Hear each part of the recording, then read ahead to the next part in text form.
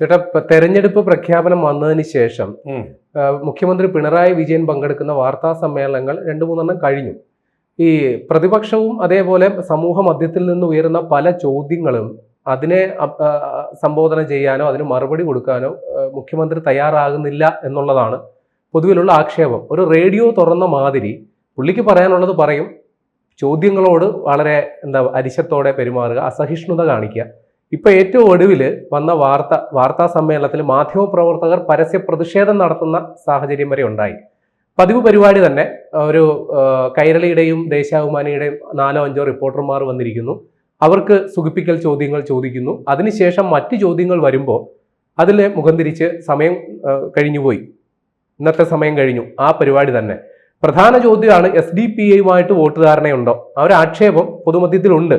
ആ കാര്യത്തിൽ ഇതുവരെ ഒരു സ്പഷ്ടമായ മറുപടി പറഞ്ഞിട്ടില്ല. കിട്ടിയ അവസരങ്ങളിലൊക്കെ പ്രതിപക്ഷത്തെ ആക്ഷേപിക്കുക എന്നതിനപ്പുറം രാഷ്ട്രീയമായ പല ചോദ്യങ്ങൾക്കും അതിന് മുഖം തിരിഞ്ഞു നിൽക്കുന്ന ഒരു മുഖ്യമന്ത്രിയാണ് കാണുന്നത്. ഈ മുന്നണിയെ മുന്നിൽ നിന്ന് നയിക്കേണ്ടയാളാണ് പിണറായി വിജയൻ. ഈ പ്രതിച്ഛായ, അതായത് ഇതൊക്കെ നാട്ടുകാർ കണ്ടുകൊണ്ടിരിക്കുകയാണല്ലോ.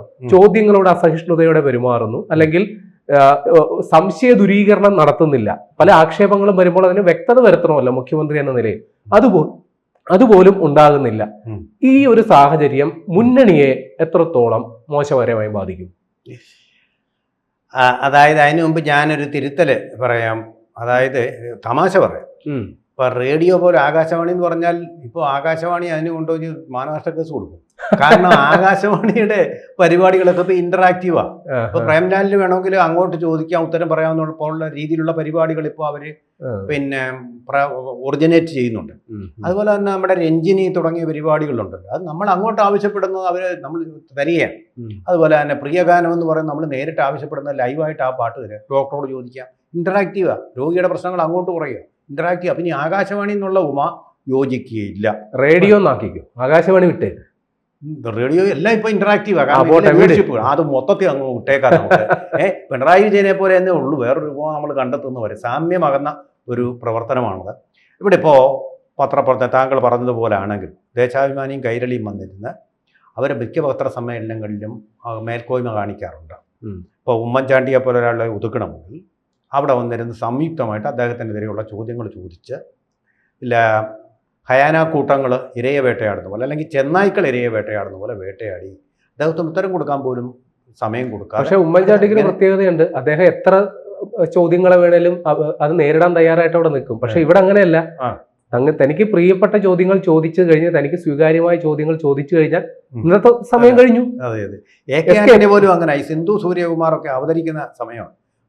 എൻ്റെ സിന്ധു വാഴക്കാപ്പം കൂടി സിന്ധു കണ്ണടയെടുത്ത് താഴെ വെക്കുന്നു. അങ്ങേരുന്ന് പൂർത്തിയാക്കി കഴിഞ്ഞാൽ നമ്മളൊന്നും ഇതൊന്നും എഴുതാമെന്ന് വിചാരിച്ചു കഴിഞ്ഞാൽ നടക്കില്ല. കാരണം സിന്ധുവിൻ്റെ അടുത്ത യുദ്ധം കയറി വരികയാണ്. അങ്ങനെ ഇത് വളരെ ബോറാക്കി പത്രസമ്മേളനങ്ങളെ മാറ്റുന്ന മാധ്യമപ്രവർത്തകരും ഉണ്ട് എന്ന് ഞാൻ പറയാം. ഇവിടെ ഇപ്പോൾ സംഭവിച്ചിരിക്കുന്ന SDPI ആയിട്ടുള്ള ബന്ധമാണ്. SDPI ആയിട്ടുള്ള ബന്ധത്തിൻ്റെ കാര്യത്തിൽ ഞാൻ പറയാം, കമ്മ്യൂണിസം പാടെ നിര്യാതിച്ചിരിക്കുകയാണ് ഇന്നത്തെ കേരളത്തിലെ CPM. അതിൻ്റെ താത്വിക ആചാര്യ സൈദ്ധാന്തികനൊക്കെ ആയിട്ടുള്ള MA ബേബി പറഞ്ഞതെന്താ, ഇപ്പോൾ SDPക്കാരെ അങ്ങോട്ട് ബൂത്തിലോട്ട് പോയി വോട്ട് ചെയ്യുമ്പോൾ നമ്മൾ കൈ പിടിച്ച് മാറ്റാൻ പറ്റും? എന്ത് വിഡിതാണ് ഈ പറയുന്നത്? ഇതാണോ നമ്മൾ ചോദിച്ചത്? അവരുടെ കൈ പിടിച്ച് മാറ്റണമെന്നല്ലല്ലോ നമ്മൾ പറഞ്ഞത്. SDPI ആയിട്ട് നിങ്ങളുടെ നിലപാടെന്താ? നിലപാടിൻ്റെ അടിസ്ഥാനത്തിലാണല്ലോ ഈ പാർട്ടിയിലേക്ക് അവരാളെ ചേർക്കുന്നത്, കക്ഷികളെ ചേർക്കുന്നത്. നിങ്ങൾ നിലപാട് പറഞ്ഞിട്ട് നിലപാട് മാറ്റിക്കഴിഞ്ഞാൽ വരാം, BJPക്കാരനും വേണമെങ്കിൽ വരാം എന്നാണല്ലോ പറഞ്ഞത്. ആ നിലപാടെന്താണ്? നിങ്ങൾ രൂപാത എന്ന് പറഞ്ഞ് രൂപതമാരെ ഒക്കെ കളിയാക്കിയ കാലമുണ്ടല്ലോ വിദ്യാഭ്യാസ മന്ത്രിയായിട്ടിരുന്ന കാലത്ത്, 2ാം ജോസഫ് മുണ്ടശ്ശേരി ആവാൻ ശ്രമിച്ച സമയത്ത്. ഇപ്പോൾ നിങ്ങളുടെ നിലപാടെന്താണോ? SDPIയുമായിട്ട് ഞങ്ങൾക്ക് ബന്ധമില്ല എന്ന് മുഖ്യമന്ത്രി പറയും. പക്ഷേ SDPIയുടെ വോട്ടിങ് തന്നു കിട്ടുന്നത് പോരട്ടെ എന്ന് ശിവൻകുട്ടി പറയും. ഇപ്പം നിങ്ങളുടെ പല നേതാക്കന്മാരും പലതട്ടി പറയുമ്പോൾ നിങ്ങളുടേത് ഒരു ഏകശിലാരൂപമായിട്ടുള്ള പാർട്ടി ആവുമ്പോൾ എന്താണ് പാർട്ടിയുടെ നിലപാട്? അത് പറയേണ്ടത് ജനറൽ സെക്രട്ടറിയാണ്. എന്താണ് അതിലെ നിലപാട്? പോളിറ്റ് ബ്യൂറോ ചർച്ച ചെയ്ത് എടുത്ത തീരുമാനം എന്താണ്? നിങ്ങളുടെ പാർട്ടി കോൺഗ്രസുകൾ എടുക്കുന്ന നിലപാട് എന്താണ്? ന്യൂനപക്ഷ വർഗീയതയുമായിട്ട് കൂട്ടുചേരാമെന്നാണോ? അല്ലല്ലോ. പാർട്ടി കോൺഗ്രസുകളിൽ പറയുന്ന ന്യൂനപക്ഷ വർഗീയതയും ഭൂരിപക്ഷ വർഗീയതയും ഒരുപോലെ എതിർക്കുക. അങ്ങെങ്കിൽ പിന്നെ നിങ്ങൾക്ക് ഔദ്യോഗികമായിട്ട് നിങ്ങളുടെ ഒരു ജനറൽ സെക്രട്ടറിക്ക് വന്നിട്ട് എങ്ങനെ പറയാൻ പറ്റും അവരുടെ കൈ പിടിച്ച് തിരിച്ചു മാറ്റാൻ പറ്റും? അതല്ല അതിൻ്റെ ഉത്തരം. ഈ തമാശ ചോദ്യമല്ല. എന്നിട്ടൊരു വെട്ടിച്ചിരിച്ചിരിക്കുക. This is not a communist way of answering questions. അവിടെ ഞങ്ങളുടെ പാർട്ടിയുടെ നിലപാട് ഒരു വർഗീയ കക്ഷിയുമായിട്ടും വർഗീയ ചായ്വുള്ള കക്ഷികളുമായിട്ടും ഞങ്ങൾക്ക് യാതൊരുവിധ സഖ്യവും ഉണ്ടാവില്ല. വസീഫ് അത് കുറേ പറഞ്ഞു. ഞങ്ങൾക്ക് കുറച്ച് പറഞ്ഞെന്ന് എനിക്ക് തോന്നുന്നു. കുറച്ചുകൂടെ പാർട്ടി രാഷ്ട്രീയം പഠിച്ചിട്ട് പറഞ്ഞു തോന്നുന്നു. ബന്ധമില്ല. അവരിതിനെ വോട്ട് വരുന്നത് നമുക്ക് തടയാൻ പറ്റില്ല. അത് കുറച്ചുകൂടെ ഒരു റീസണബിൾ ആയിട്ടുള്ള ആൻസറാണ്. ഞങ്ങളുടെ നിലപാടിന് അവരുടെ വോട്ട് വേണ്ട എന്നുള്ളത്, അവരുടെ പിന്തുണയും ഞങ്ങൾക്ക് വേണ്ട, അവരുമായിട്ട് മുന്നണി ഉണ്ടാക്കുന്നത് അവർ വർഗീയ കക്ഷിയാണ് പറയണം. അതാണ് സൈദ്ധാന്തികത്വം എന്ന് പറയുന്നത്. അല്ലെങ്കിൽ നിങ്ങൾ പറയണം, EMS പണ്ട് പറഞ്ഞിട്ടുണ്ട്, അതും പറയാം, ഏത് ചെകുത്താൻ്റെയും വോട്ട് ഞങ്ങൾ സ്വീകരിക്കും. നെഹ്റുവിനെ തോൽപ്പിക്കാൻ, നെഹ്റു എന്ന മൂരാച്ചിയെ തോൽപ്പിക്കാൻ. നെഹ്റു ദൈവമൊന്നുമല്ല. ഇതൊക്കെ സൈദ്ധാന്തികനായിട്ടുള്ള EMS സംബന്ധിച്ചോടെ പറഞ്ഞാൽ ആ തൻ്റെ അടുത്തോടു കൂടി പറയണം. ഇതൊരുമാതിരി ബബ്ബ എന്ന് പറയുന്ന ഒരു അരകുഴമ്പം നയമുണ്ടല്ലോ, അതൊരു നിലപാടല്ല. അതൊരു നിലപാടല്ല, അതൊരു തന്ത്രമാണ്, അതൊരു അടവ് നയമാണ് എന്ന് മാത്രമേ പറയാൻ പറ്റൂ. ഇത് പറയാൻ മുഖ്യമന്ത്രിക്ക് ബുദ്ധിമുട്ടുണ്ട്. ഞാൻ ഉറച്ച കമ്മ്യൂണിസ്റ്റാണെന്ന് പറഞ്ഞിരിക്കുക. അല്ല, ബുദ്ധിമുട്ടിന്റെ പ്രശ്നം മാത്രമല്ല, ഇത് ഒരു തെരഞ്ഞെടുപ്പിനെ നേരിടുന്ന സമയത്ത് മുന്നണിയെ നയിക്കുന്ന ആൾ എന്ന നിലയിൽ അദ്ദേഹത്തിന് വലിയൊരു ഉത്തരവാദിത്വം കൂടി ഉണ്ടല്ലോ.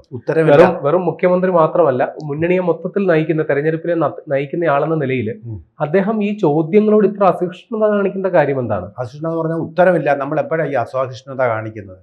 ഇപ്പോൾ പ്രേംലാലും ഞാനും തമ്മിലൊരു സംവാദം നടത്തിയിട്ട് പ്രേംലാലിന് ഉത്തരം വന്നില്ലെങ്കിൽ പ്രേംലാൽ കോപിക്കും. എനിക്ക് ഉത്തരമില്ലെങ്കിൽ ഞാൻ കോപിക്കും.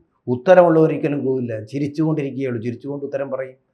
മനസ്സിലായില്ലേ? ആ രീതി പറയും. എനിക്ക് നല്ല ഞാൻ പറയുന്ന കാര്യങ്ങളിൽ എനിക്ക് അതിന് ഉത്തരമുണ്ട്, എനിക്ക് നിലപാടുണ്ട്. അപ്പോൾ നിങ്ങളോട് എനിക്ക് മറുപടി പറയാനുണ്ട്. അപ്പോൾ ദേഷ്യം വരില്ല, കൂളായിട്ട് മറുപടി പറയും. നിങ്ങൾ എന്തിനാണ് എന്നെ ബുദ്ധിമുട്ടിച്ചുകൊണ്ടിരിക്കുന്നതെന്ന് ചോദിക്കുന്നത്. പിന്നെ പത്രക്കാരിലും ചില ശല്യക്കാരുണ്ട് കേട്ടോ. ചുമ്മാ വന്നിരുന്ന കാര്യങ്ങൾ പഠിക്കാതെ കിടന്ന് ചോദ്യം ചോദിക്കുന്ന ആൾക്കാരുമുണ്ട്. ഇപ്പോൾ വേറെ കൂട്ടിക്കൊടുക്കുന്ന ആൾക്കാരുമുണ്ട്. പണ്ട് നാടൻ പെണ്ണുങ്ങളെ പറ്റി പറയുന്ന ഒരു നുണ പറഞ്ഞിട്ട് ആൾക്കാരെ തമ്മിൽ കൂട്ടിയടിപ്പിക്കാൻ സാധിക്കും. അത് കൂട്ടിച്ചോദ്യം അങ്ങനെയുള്ള കാര്യങ്ങളുമായിട്ടൊക്കെ ഒരു പരിപാടിയുണ്ട്. നാട്ടും പുറത്തെ പെണ്ണുങ്ങളിൽ കാണുന്ന അതുപോലെയുള്ള പത്രക്കാർ മൈക്കും എടുത്തുകൊണ്ട് രാവിലെ അങ്ങ് ഇറങ്ങും. ചെന്ന് AK ബാലനോടൊരു ചോദ്യം ചോദിച്ചു. അതിങ്ങനെ പറയും. ഇപ്പോൾ ഇത് കഴിയുമ്പോൾ നേരെ പോയിട്ട് ജമാഅത്തെ ഇസ്ലാമിയുടെ ആളുണ്ട്, ഇദ്ദേഹം ഇങ്ങനെ പറഞ്ഞു, അതിൻ്റെ മറുപടി എന്താ? ഇതൊരു പത്രപ്രവർത്തനമാണ്, ക്ഷുദ്ര പത്രപ്രവർത്തനം എന്ന് പറയും. ഇതല്ല ജേർണലിസ്റ്റ് ചെയ്യേണ്ടത്. ഇയാൾ പറഞ്ഞതിന് മറുപടി ഇയാളെ കൊണ്ട് പറയും. പണ്ട് ഞാനും ഇത് പരീക്ഷിച്ചു. എൻ്റെ പ്രേംലാൽ EMS ഒരു കാര്യം പറഞ്ഞു. പിന്നെ AK ആൻ്റണിയെ കണ്ടപ്പോൾ പത്രപ്രവർത്തനത്തിൻ്റെ ഒരു കുൽസിതം എന്നിലും ഉണ്ടല്ലോ. ഞാനപ്പോൾ AK ആൻ്റണിയുടെ അവിടെ ചെന്നിട്ട് ഇത് കാര്യം EMS ഇങ്ങനെ പറഞ്ഞു, താങ്കളുടെ പ്രതികരണം എന്താ? ചിരിച്ചും കൊണ്ട് പുള്ളി ഒരൊറ്റ ഉത്തരവ് പറയാതെ.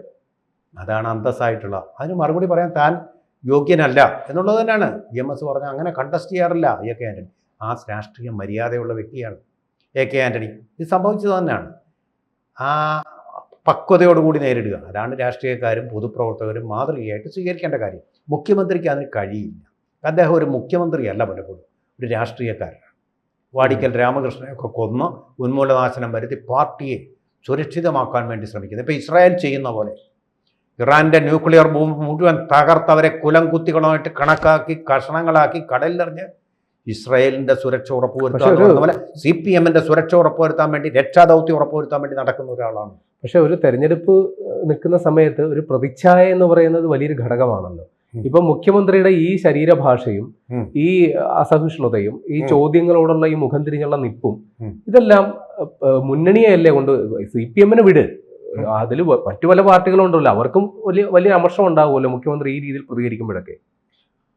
മുന്നണിയുള്ള ആൾക്ക് മിണ്ടായിരിക്കല്ലേ. ഇപ്പം ഞങ്ങൾ PM ശ്രീ പദ്ധതി ഗവൺമെൻറ് അറിഞ്ഞുകൊണ്ടാണെന്ന് പറഞ്ഞപ്പോൾ മിണ്ടാട്ടം ഉണ്ടായിരുന്നില്ലല്ലോ ബിനോയ് വിശ്വത്തിന്. എവിടെ പോയി അദ്ദേഹത്തിൻ്റെ തൻ്റെ ഇടമൊക്കെ?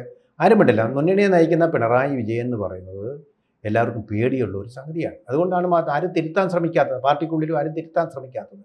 ആ തിരുത്താൻ ശ്രമിക്കാത്തതിൻ്റെ ഫലമാണിപ്പോൾ ഈ കാണുന്ന പത്രക്കാരോട് ക്ഷുഭിതനാകുന്നു എന്ന് പറയുന്നത്. നിങ്ങൾ എത്ര ദേശാഭിമാനിയല്ല, എത്ര കുലക്കൊമ്പം പത്രങ്ങൾ വന്ന് ആക്രമിച്ചാലും ശരി, തൻ്റെ ഇടമുള്ളവനുണ്ടല്ലോ, അത് ഒരു ക്ഷോഭവും ഇല്ലാതെ ഈസിയായിട്ട് പരിഹരിക്കും. പിന്നെ പത്രക്കാർ കിടന്ന് വെള്ളം ഉണ്ടാക്കിയ കാരണം എന്താ? ഞങ്ങൾ ദേശാഭിമാനിയുടെയും കൈരളി നല്ലൊരു ചോദ്യം തന്നെ. കൈരളിക്ക് മാത്രം ഉത്തരം പറഞ്ഞാൽ പോരാ, ഞങ്ങൾക്ക് ഉത്തരം പറയാൻ അവസരം കിട്ടണം എന്ന് പറഞ്ഞിട്ട് ഈ പത്രസമ്മേളനത്തിൽ ഒരു കാര്യമുണ്ട്. ചിലർ കയറി മുമ്പേ കയറി അങ്ങ് ഇരിക്കും. ചില തീരെ അപ്രസക്തമായ പത്രങ്ങളിലേ ആയിരിക്കും. ആ പത്രങ്ങളല്ല, പത്രപ്രവർത്തനം അല്ല എന്നല്ല ഞാൻ പറയുന്നത്. അവർ കയറിയിരുന്ന് ചോദിച്ചുകൊണ്ടേ അങ്ങ് ഇരിക്കും, ഇടയ്ക്കിടയ്ക്ക് ആളാവാൻ വേണ്ടിയിട്ട്. മേക്കിംഗ് ഹിസ് പ്രസൻസ് ഫെൽറ്റ് എന്നാണ് പറയുന്നത്. അതിന് വേണ്ടിയിട്ട് ചോദ്യങ്ങൾ ചോദിച്ചുകൊണ്ടേയിരിക്കും. ഈ കൂടെ ഇരിക്കുന്ന ആൾക്കാർ ഒരു ജനാധിപത്യ ബോധം വേണ്ടേ? അവർക്കും ചോദിക്കാൻ അവസരം കൊടുക്കണ്ടേ? ഒരൊറ്റ ചോദ്യം ചോദിച്ചിട്ട് അത് നിർത്തണം. LK അദ്വാനിയുടെ പത്രസമ്മേളനത്തിൽ ഞാനത് ഒരൊറ്റ ചോദ്യം, ആദ്യത്തെ ചോദ്യം തന്നെ ഞാൻ ചോദിച്ചു, പിന്നെ ചോദിച്ചില്ല. എനിക്ക് ചോദിക്കാൻ പലതും ഉണ്ടായിട്ടും ചോദിച്ചില്ല. കാരണം എന്താണ്, അവിടെ ഇരിക്കുന്ന പത്രക്കാർ എന്നേക്കാൾ വിവരമുള്ളവരാണ്. അവർക്ക് ഇതിനേക്കാൾ നല്ല ചോദ്യങ്ങൾ ചോദിക്കാം, അത് വാർത്തയായിട്ട് എനിക്ക് കൊടുക്കാൻ പറ്റും. ആ ഒരു മാഗ്നാനിമിറ്റി നല്ല മര്യാദ അതുണ്ടാവണം പത്രപ്രവർത്തനം. ഇപ്പം അതൊന്നുമില്ല. കയ്യൊക്കൊള്ളോം കാര്യക്കാരൻ പറഞ്ഞ് അമേരിക്ക ഇറാന് നേരെ കാണിക്കുന്ന ആക്രമണം, ആ രീതിയിലുള്ള മനസ്സുമായിട്ടുള്ളതാണ് ചില പത്രപ്രവർത്തകർ. അങ്ങനെ തന്നെയാണ്. അല്ല, ഇത് കയ്യൂക്കിന്റെ അല്ല, ഇത് പ്രീ പ്ലാൻഡ് ആയിട്ടാണ്. കൈരളിയുടെയും, അതാണ് ഇന്നത്തെ വാർത്ത വന്നത്, കൈരളിയുടെയും ദേശാഭിമാനിയുടെ 7 ലേഖകന്മാരുണ്ടെന്നാണ് വാർത്തകൾ വരുന്നത്. അപ്പൊ അതൊക്കെ ഒരു കൃത്യമായ ആസൂത്രണത്തിന്റെ ഭാഗമായിട്ട് മുഖ്യമന്ത്രിയെ മറ്റ് ചോദ്യങ്ങളിൽ നിന്ന് സംരക്ഷിച്ച് നിർത്താൻ, ഇവരുടെ ചോദ്യങ്ങളിൽ മാത്രം ഉറപ്പിച്ച് നിർത്താൻ വേണ്ടിയിട്ട് ഇവരൊരു 7 പത്രപ്രവർത്തകർ ചേർന്നിട്ട് 3-4 ചോദ്യങ്ങൾ ചോദിച്ചു. അത് കഴിഞ്ഞപ്പോൾ ഇന്നത്തെ സമയം കഴിഞ്ഞു. അത്തരത്തിലുള്ള പത്രപ്രവർത്തനത്തെ നമുക്ക് അശ്ലീലം എന്ന് തന്നെ വിളിക്കാം. നല്ല പത്രപ്രവർത്തനം എന്ന് പറയുന്നത് അതൊരു വൃത്തികെട്ട പത്രപ്രവർത്തനം. അതിപ്പോൾ പ്രധാനമന്ത്രിയുടെ ഒക്കെ പത്രസമ്മേളനം എത്ര ഡീസൻ്റ് ആയിട്ടാണ് ചോദിക്കുമ്പോൾ ആരാണ് ഏത് പത്രമാണെന്ന് പറയുന്നു, അവർ ചോദ്യം ചോദിക്കുന്നു. പിന്നെ ഓരോരുത്തർക്കും അവസരം കൊടുക്കും, ഓരോരുത്തർക്കും ഓരോ ചോദ്യം ചോദിക്കാനുള്ള അവസരം കൊടുക്കും, പിന്നെയും ചോദിച്ചിട്ടുണ്ടെങ്കിൽ അവസരം കൊടുക്കും. അങ്ങനെ ഒരു ഡിസിപ്ലിൻ ഉണ്ടായെങ്കിലേ പറ്റൂ എന്ന് എനിക്ക് തോന്നുന്നു. ഇവിടുത്തെ പത്രസമ്മേളനങ്ങൾ ഞാൻ കണ്ടിട്ട് എനിക്ക് വലിയ, സത്യം പറഞ്ഞ കോമഡി ആയിട്ട് എനിക്ക് തോന്നിയിട്ടുണ്ട്. കുറേ ആൾക്കാരെ ഇങ്ങനെ കുത്തി ചോദിക്കും, പ്രസക്തമല്ലാത്ത ചോദ്യങ്ങളും ചോദിക്കും, വേണ്ട സംഭവങ്ങളില്ലാതെ തന്നെ ആളാവാൻ വേണ്ടിയിട്ടുള്ള ചോദ്യങ്ങളും ചോദിക്കും. നല്ല കടുത്ത ചോദ്യങ്ങൾ ചോദിക്കുന്നവരെ ഏതായാലും മുഖ്യമന്ത്രിയായാലും ഏത് രാഷ്ട്രീയമായാലും ശ്രദ്ധിക്കും. അവരാണ് ശ്രദ്ധിക്കപ്പെടുക. അങ്ങനെയുള്ള ചോദ്യങ്ങൾ, അപ്രിയമായ ചോദ്യങ്ങൾ തന്നെ ചോദിക്കണം. ഇത് കഴിഞ്ഞിട്ട് വേറൊരു കാര്യം കണ്ടിട്ട് പത്രസമ്മേളനം എല്ലാം കഴിഞ്ഞ് രഹസ്യമായിട്ട് സ്കൂപ്പിന് വേണ്ടി ചോദ്യം ചോദിക്കുന്നുണ്ട്, അതിന് വേണ്ടിയിട്ട് ചോദിക്കുന്ന ആൾക്കാരുണ്ട്. ആകപ്പാടെ ഇതൊന്നും അല്ല, ഇതൊക്കെയാണ് പത്രപ്രവർത്തനം എന്ന് ഞാൻ പറയുന്നെന്ന് മാത്രമേ ഉള്ളൂ. അത് അത്ര ഒരു വലിയ ശുദ്ധമായ പ്രവർത്തനമൊന്നും ആണെന്ന് ഞാൻ കരുതുന്നില്ല. അതിലും പലതരത്തിലുള്ള ചെളികളുണ്ട് എന്നുള്ളതാണ് ഞാൻ പറഞ്ഞതിൻ്റെ ഉദ്ദേശം. പലതരത്തിലുണ്ട്. പലപ്പോഴും നമുക്ക് വേദന തോന്നിയിട്ടുണ്ട്, ഇതിങ്ങനെ ഈ തരത്തിലാണ്. ഒരു ബുദ്ധിപരമായിട്ടുള്ള സംവാദങ്ങളല്ല പലപ്പോഴും നടക്കാറുള്ളത് എന്നുള്ളതാണ് ഞാൻ ഈ പറഞ്ഞതിൻ്റെ ചുരുക്കം. കൂടുതൽ വാർത്തകളും വിശേഷങ്ങളും നിങ്ങളിലേക്ക് എത്താൻ ABC മലയാളം സബ്സ്ക്രൈബ് ചെയ്യുക, ബെൽ ബട്ടണും അമർത്തുക.